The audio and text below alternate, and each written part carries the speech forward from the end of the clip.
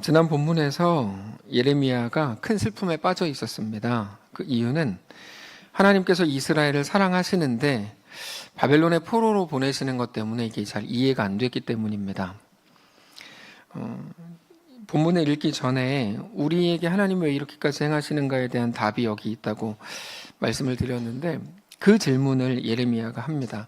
하나님이 이스라엘 백성들을 그렇게 사랑하시는데 왜 바벨론의 포로로 보내십니까? 이게 예레미야의 질문입니다. 그거에 대한 답이 오늘 본문입니다.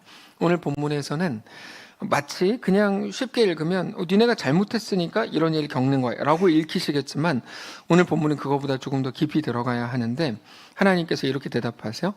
나는 모든 일을 행할 수 있는 여호와다. 이게 이제 오늘 본문입니다. 이게 무슨 말이냐면 27절을 보시면, 나는 여호와요 모든 육체의 하나님이라. 내게 할 수 있는 일이, 할 수 없는 일이 있겠느냐? 난 모든 걸 할 수 있다. 이게 하나님의 대답입니다.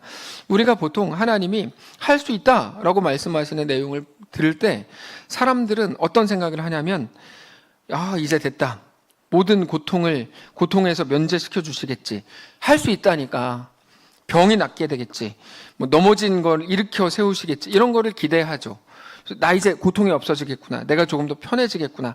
근데 하나님께서 내가 모든 걸 할 수 있다. 내가 할 수 없는 일은 없다라고 하실 때는 반대의 말입니다. 이겁니다. 나는 바벨론에게 너희를 넘길 수 있다. 홍해 앞에도 너희를 세울 수 있고 요단강 앞에도 세울 수 있다라고 말씀하시는 겁니다.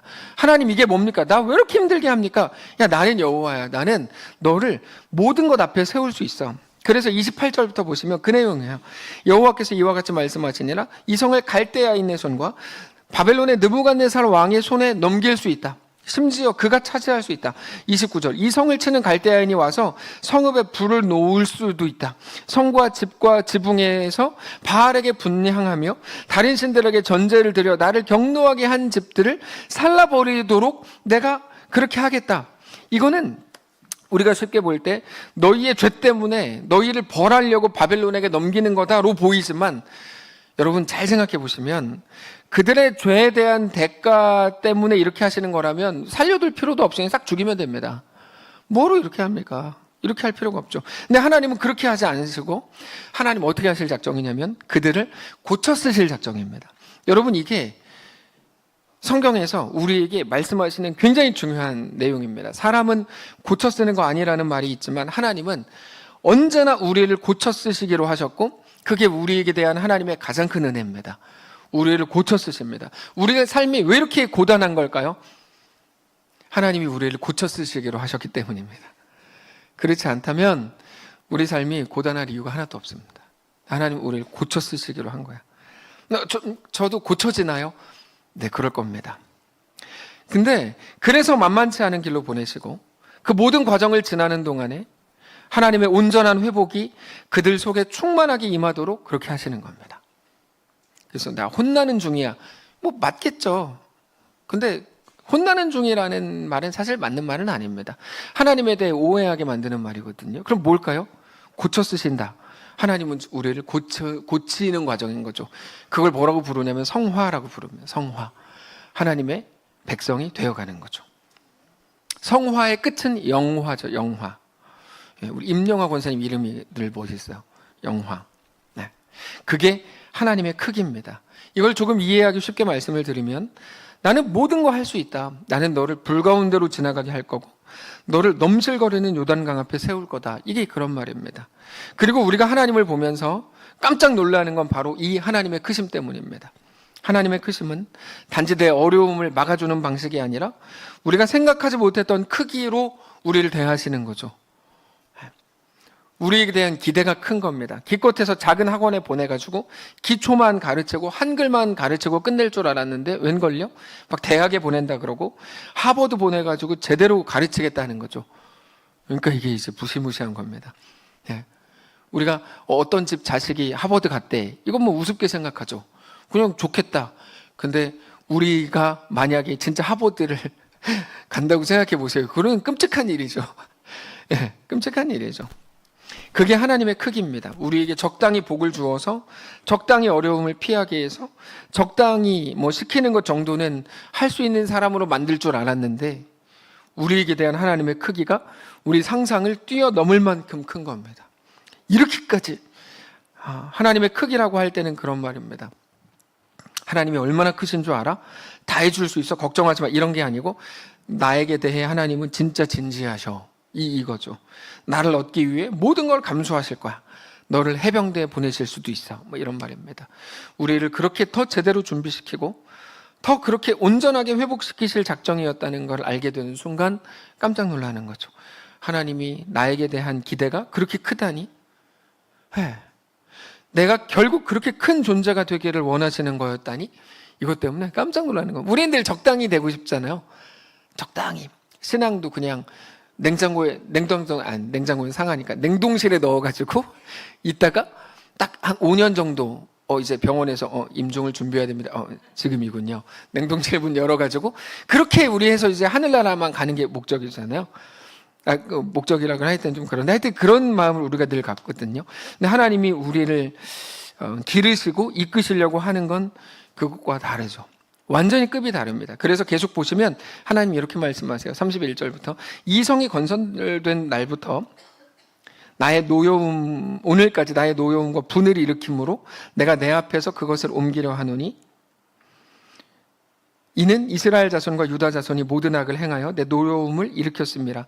다 무서운 내용들로 보이시죠? 33절도 그들이 등을 내게로 돌리고 얼굴을 내게로 향하지 아니하며 내가 그들을 가르치되 끊임없이 가르쳤는데도 그들이 교훈을 듣지 아니하며 받지 아니하였고 내 이름으로 일컫는 집에 자기들이 가증한 물건을 세워서 그 집을 더럽게 하고 막 쭉 나와요. 이 부분을 보면 나는 너를 이렇게 만들겠다. 이렇게 회복하겠다. 이렇게 온전한 모습으로 이끌겠다. 이런 말입니다. 이게 그런 말입니다. 잘 보시면 방향을 조금만 바꿔서 보면 하나님의 말씀을 교훈을 듣는 자들이 되게 하겠다. 하나님의 이끄심에 이끌리고 순종하는 자들이 되게 하겠다. 하나님의 집을 더럽히지 않는 사람들로 내가 너희를 그렇게 만들어내겠다. 이런 말들입니다. 그래서 오늘 본문은 우리의 고난에 대한 하나님의 답이라고 할 수 있는 거죠.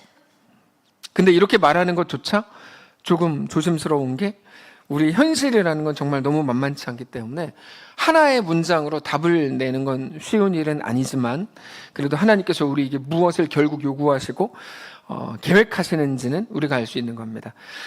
어쨌든 그게 우리의 고민이고 고통이 됩니다. 세상에 너무 익숙해져 있는데 하나님께서 버리지 않고 고쳐 쓰겠다고 하니까 우리는 천국 가면 되는 건데 하나님은 그게 아니니까 고쳐 쓰겠다고 하니까 이게 우리 입장에서는 만만치 않은 겁니다. 여러분 운동하십니까?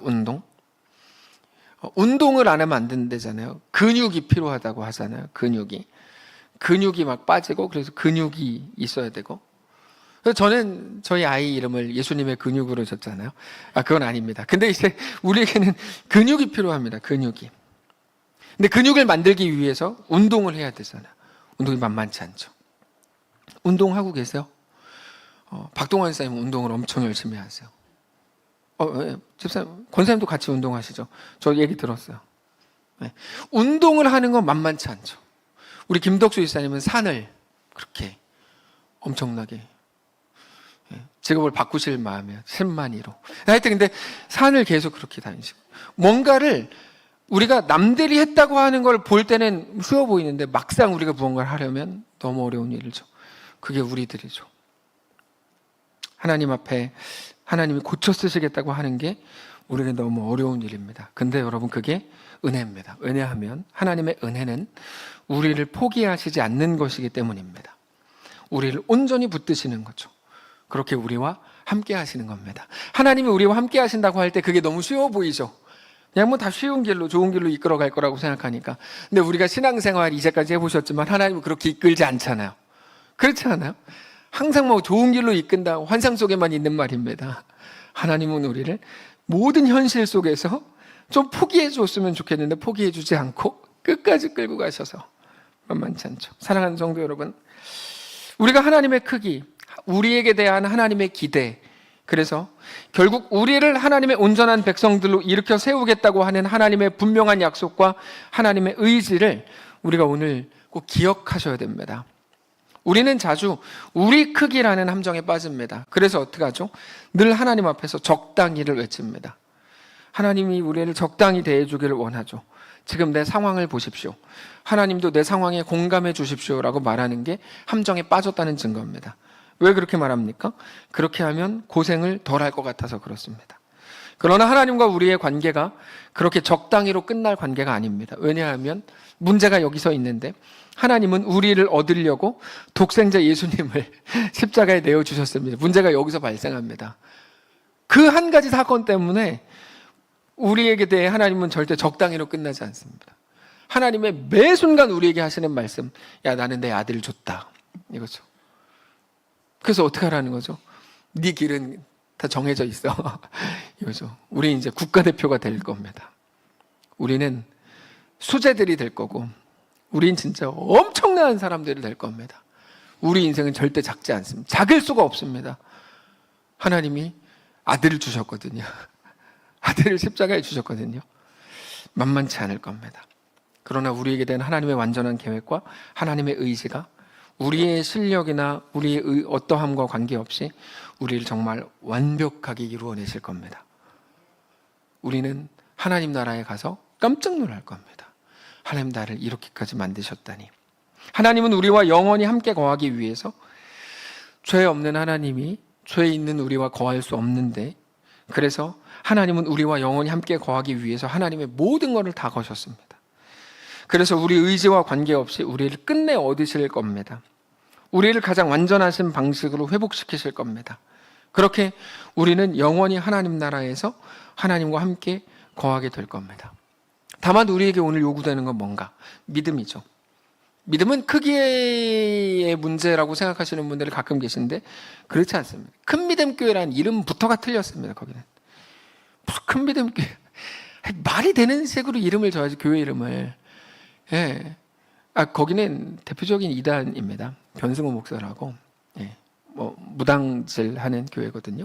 근데 큰 믿음 교회라는 이름부터가 틀렸습니다. 왜냐하면 믿음은 크기의 문제가 아니거든요. 믿음은 뭐의 문제냐면 살아있냐 죽었냐의 문제입니다. 그래서 예수님 뭐라 그러세요? 겨자씨만한 하나 믿음이라도 이렇게 말씀하시잖아요. 그건 정확히 크기에 관한 문제가 아니라 살아있냐 안 살아있냐인데, 그럼 믿음이 살아있다는 건 무슨 말이냐? 단순합니다. 작동하냐 안 작동하냐예요. 작동하냐 안 작동하냐. 믿음이 내 속에서 작동하느냐, 그게 살아있음이거든요. 크기의 문제가, 톰 라이트라는 신학자는 믿음을 창문으로 비유해요. 창문으로. 그래서 창문은 뭐죠? 바깥과 안을 연결해주는 통로입니다. 믿음이라는 창문을 가지고 뭐를 보냐면 밖에 있는 하나님을 보는 거야. 그래서 그 하나님을 보고, 하나님 이렇게 하시네? 이런 분이시네? 그럼 오늘 내가 내 삶을 이렇게 결정해 가야 되겠네. 문제인 거죠. 그게 창문이 뚫려있냐 안 뚫려있냐인데, 뚫려있으면 창문의 크기는 큰 문제가 없어요. 그거를 보고 보이는 하나님을 따라 우리의 삶을 결정해 나가는 거죠. 오전에 말씀드렸던 송명희 시인이 이렇게 말합니다. 그분의 고백입니다. 아픈 것도 감사합니다. 아파서 돈에 대한 욕심이 더 없어져 주변을 더 돌아보게 하시니 감사합니다. 병이 길고 깊으면 살고 싶은 생각보다 죽음이 두렵지 않아 감사합니다. 삶에 애착이 없어서 비굴하지 않아 감사합니다. 마음이 세상에 없으니 세상보다 천국을 보고 땅에 연연하기보다 하늘 볼 수 있어 감사합니다. 하나님만 의지하고 있습니다. 나면서부터 의사들이 죽는다고 하는 말을 수십 번 들어 별로 생각 안 하고 있습니다. 내가 병원 믿고 살았으면 벌써 세상에 없었을 겁니다. 살면 기회고 죽으면 천국이라 감사합니다. 제가 이번에 송명희 시인에 대해서 좀 많이 찾고 그러면서 이분 글을 읽는데 저 그렇게 너무 저와 개인적으로는 하여튼 감동이 컸습니다. 우리 하나님의 은혜가 무엇인지 우리는 머리로 먼저 알고, 하나님의 말씀을 들었으니 머리로 먼저 알고 그 앞에 엎드리셔야 합니다. 그 이름이라는 시가 있는데 여기 최덕신 씨가 음을 붙여서 노래가 됐습니다. 예수 그 이름 나는 말할 수 없네. 그 이름 속에 있는 비밀을, 그 이름 속에 있는 사랑을, 그 사랑을 말할 수 없어서 그 풍부한 표현 못해서 비밀이 되었네. 그 이름 비밀이 되었네. 사람들 그 이름 건축자의 버린 돌처럼 버렸지만 내 마음에 새겨진 이름은 아름다운 보석, 내게 있는 귀한 비밀이라. 내 마음에 숨겨진 기쁨, 예수, 오 그 이름 나는 말할 수 없네. 그 이름의 비밀을, 그 이름의 사랑을.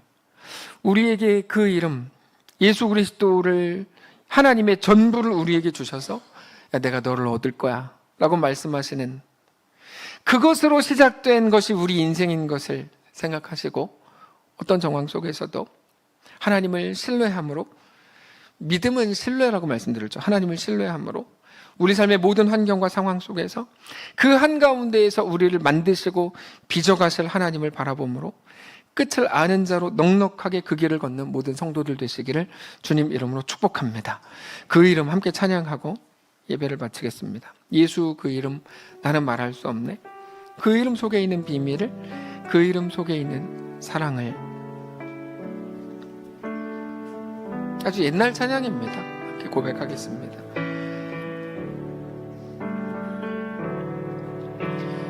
예수 그 이름 나는 말할 수 없네. 그 이름 속에 있는 비밀을, 그 이름 속에 있는 사랑을, 그 사랑을 말할 수 없어서 그 풍부한 표현 못해서 비밀이 되었네. 그 이름 비밀이 되었네. 사람들 그 이름 건축자에 버린 돌처럼 버렸지만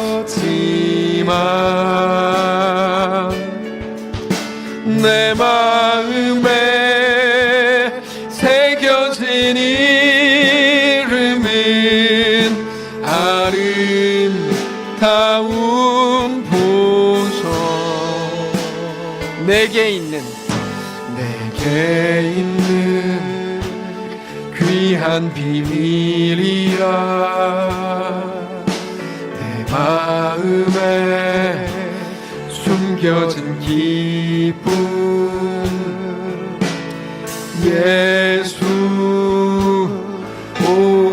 그 이름 나는 말할 수 없네. 그 이름의 비밀을, 그 이름의 비밀을,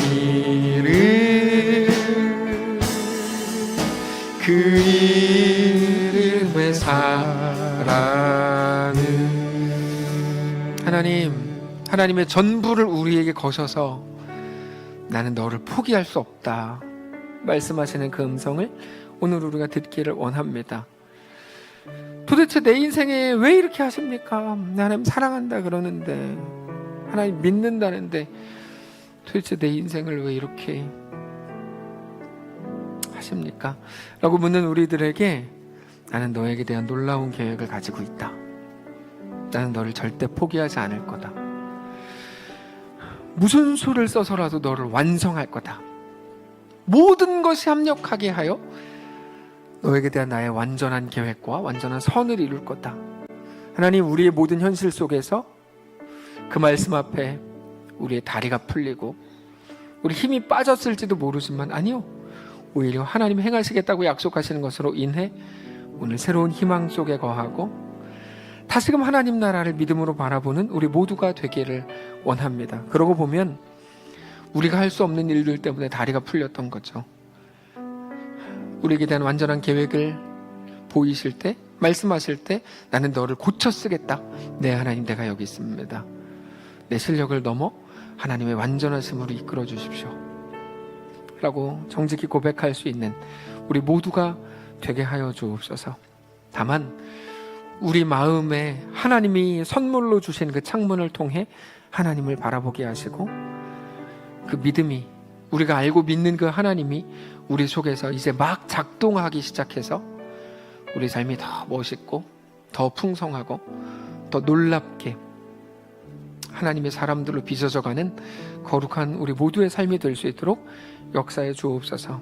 하나님, 누구에게도 말하지 못했던 우리 현실과 우리 아픔들, 지난주에 들려왔던 어떤 많은 소식들, 사랑하는 성도들을 주님 위로하시고 붙드셔서 그들에게 힘을 주시고, 여전히 모든 상황 속에서 하나님이 완전한 우리 아버지이신 것 고백하며 그 앞에서, 홍해 앞에서 믿음의 말을 하고 하나님이 완전하신 것들을 마음껏 고백하는, 그래서 평안할 때는 만들어낼 수 없었던 놀라운 고백들이 우리 속에 회복되는 우리 인생이 다 되게 하시옵소서. 그렇게 우리를 건지시고 구원하시고 회복시키시고 하나님의 백성 삼아 주옵소서. 우리 주인 되신 살아계신 우리 주 예수님의 이름으로 기도합니다.